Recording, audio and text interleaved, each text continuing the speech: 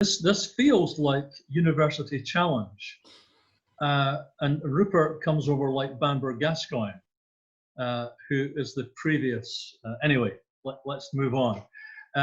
Yeah, I'll try and do this in 5 minutes. I'm speaking to you from the sunny metropolis of North Berwick, and there's a saying that North Berwick used to have a zoo, but the chicken died. So, because it's fairly small. We're a relatively small church, although I don't know what the average size of church is these days in Scotland. I hear it's 50 or maybe more than that. I'm not sure, but if everybody turned up in our fellowship on a Sunday, we'd have around 80. And I'm including the children as people. So I'm not dividing up adults and children, because the children are people as well. So we have around 80 on paper. And we meet in the local high school on a Sunday morning. And we have various, small groups that meet in various places. When the lockdown began in March, I actually put together a paper for our core team called Project Continuity.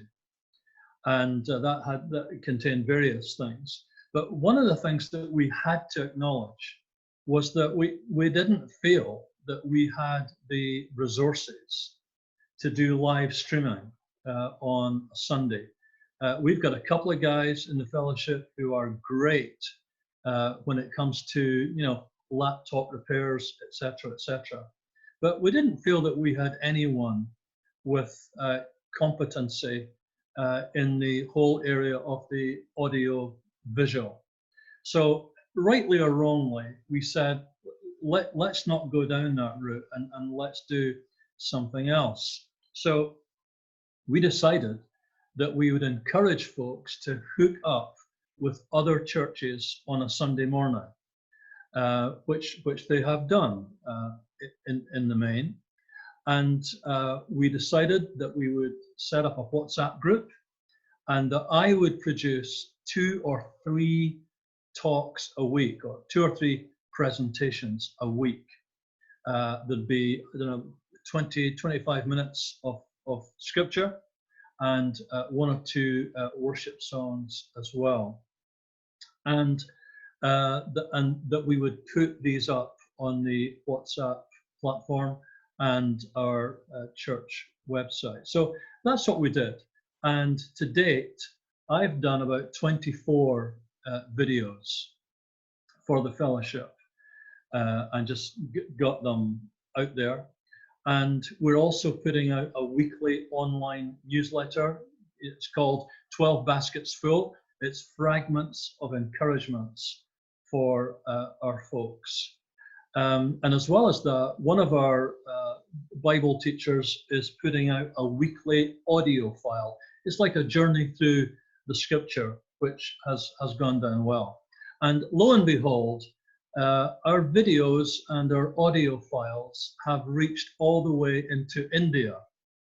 It's a long story, but there's an Episcopal church in India is now receiving the benefit of my fantastic apostolic ministry. So that's been a real blessing.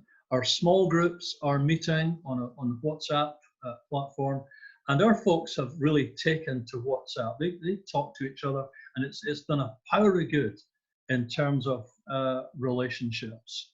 So that's kind of our story. And just to finish with a scripture which I am ripping completely out of its context. So please forgive me, all you theological people. But in 2 Corinthians 10, Paul was talking about those so-called apostles that measure themselves by themselves. And he says in 2 Corinthians 10, he says, but when they measure themselves by one another and compare themselves with one another, they are without understanding. It's not wise. And the old phrase, comparisons are odious. So I hope that what I've just shared might be an encouragement to those who are not part of a large community.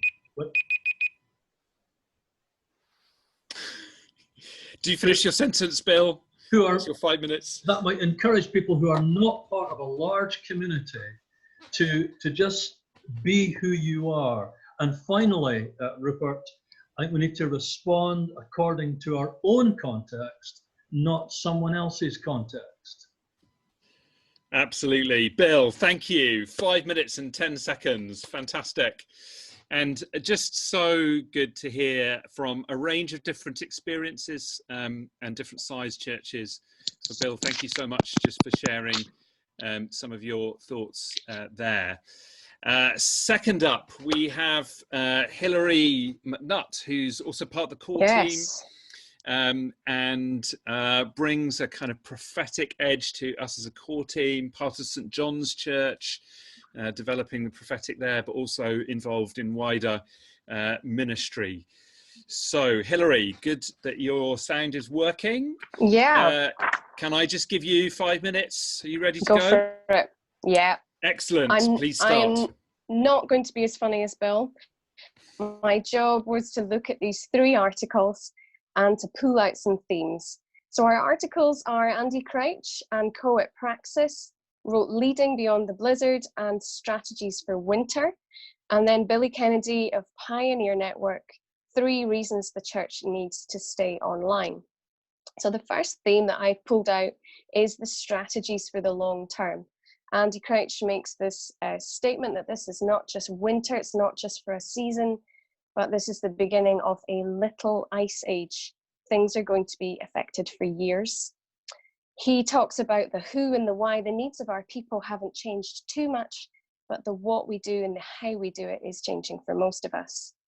His advice back in March was to set aside confidence in our current playbook as quickly as possible and write new ones that honour our mission and the communities we serve.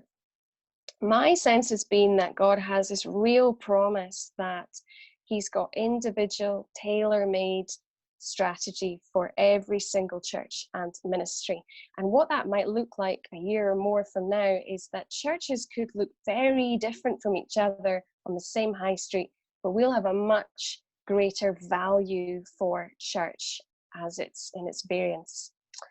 In strategies for winter, Andy brings up the changes that many of us are finding in our teams that we work with. He makes 3 advices. He says, celebrate experimentation over perfection, identify bottlenecks to innovation, and that could be people, and consider what skills are critical in your team right now, who has them, and raise those people up. And of course, we're seeing lots of young leaders coming to the forefront. What does that mean for us older leaders and how our roles are changing? So that's one theme. Second theme, online church, that Billy brings up.